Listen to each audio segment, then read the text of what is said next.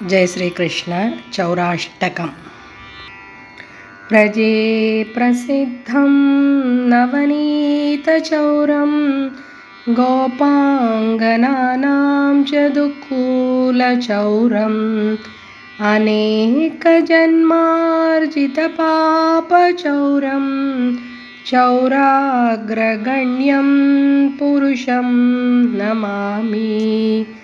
श्रीराधिकाया हृदयस्य चौरं नवाम्बुधश्यामलकान्तिचौरं पदाश्रितानां च समस्तचौरं चौराग्रगण्यं पुरुषं नमामि। अकिञ्चनीकृत्य पदाश्रितं यः करोति भिक्षुं पतिगेहहीनं केनाप्यहो भीषणचौरैर्दृक् दृष्टश्रुतो वा न जगत्त्रयेऽपि यदीयनामापि हरत्यशेषं गिरिप्रसारानपि पापराशीन् आश्चर्यरूपो ननु चौरैर्दृक् दृष्टश्रुतो वा न मया कदापि।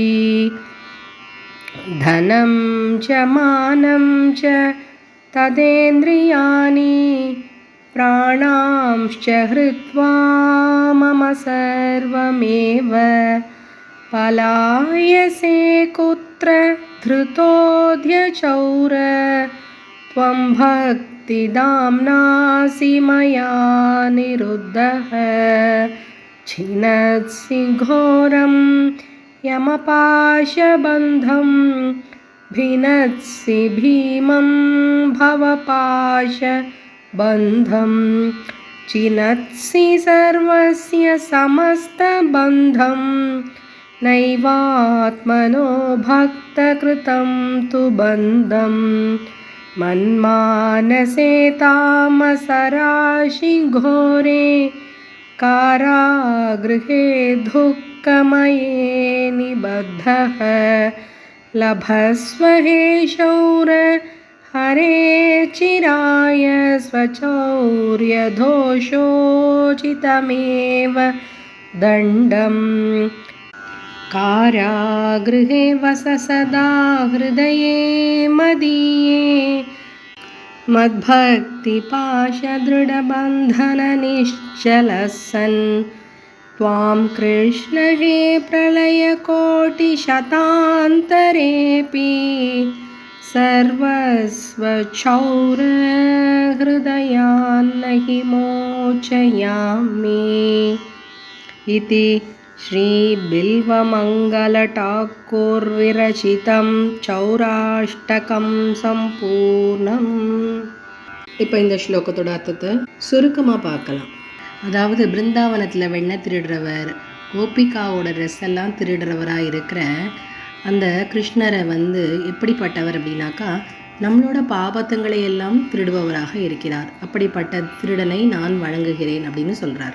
பகவானோட பேரை ஒரு தடவை உச்சரித்தாலே நம்ம செய்த பாவங்களை எல்லாம் போயிடும். அப்படிப்பட்ட ஒருத்தரை நான் பார்த்ததே இல்லை. அப்படிப்பட்ட நீ என்னோட செல்வம், மானம், என்னோட எல்லாத்தையும், என்னோட உயிர், என்னோட எல்லாத்தையும் திருடிட்ட நீ. இப்போ நீ என்னை விட்டுட்டு தப்பி போகவே முடியாது. ஏன் அப்படின்னாக்கா, என்னோட பக்தி அப்படின்ற கயிறால் நான் உன்னை கட்டிட்டேன்.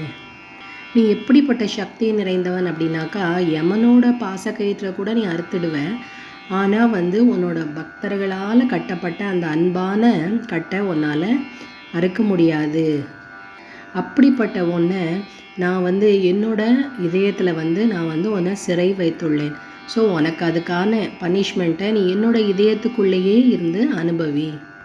நான் உன்னை கோடிக்கணக்கான யுகங்கள் ஆனாலும் உன்னை நான் இதயத்திலிருந்து நான் விடவே மாட்டேன் அப்படின்னு கிருஷ்ணரை ஒரு திருடன் மாதிரி வர்ணித்தாலும், கிருஷ்ணருக்கு நம்ம மேலே எவ்வளோ பாசம், நம்ம மேலே எவ்வளோ ஒரு அன்பு அப்படின்றத இந்த ஆச்சாரியார் நல்லா சொல்லியிருக்கார்.